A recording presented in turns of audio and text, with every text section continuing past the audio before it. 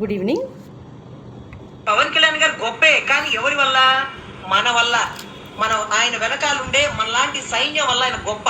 ఆయన విడిగా గొప్ప కాదు. ఆయన విడిగా గొప్ప కాదు, ఓకేనా? జగన్ గారు గొప్ప. ఎలా గొప్ప? ఎందువల్ల గొప్ప? ఆయన చేసే మంచి పనుల వల్ల గొప్ప. ఆ మంచి పనులు ఏంటో ఈ రజనీయే సెలవిచ్చింది, అవి కూడా విందాం.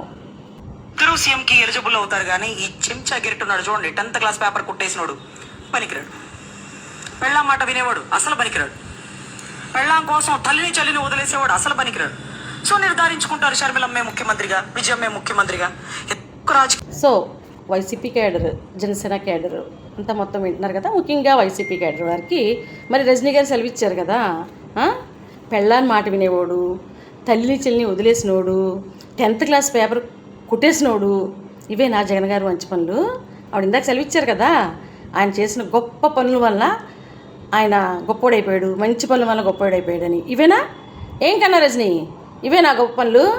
వైసీపీ క్యాడర్ చూపించిందిగా, అందులో చింపిరి జుట్టుతో జీబూతం లాంటి మొహంతో జగన్ గారిని. ఈ రజనీనేనా? పవన్ కళ్యాణ్ గారు ఎవరి వల్ల గొప్పోడు?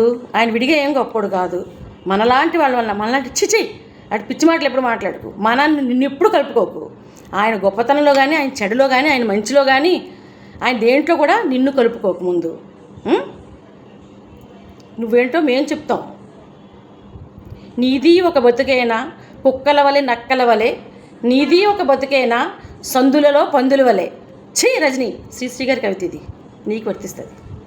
రాజేశ్వరి పిలార్ సిటీ అధికార ప్రతినిధి, జనసేన పార్టీ, కాకినాడ.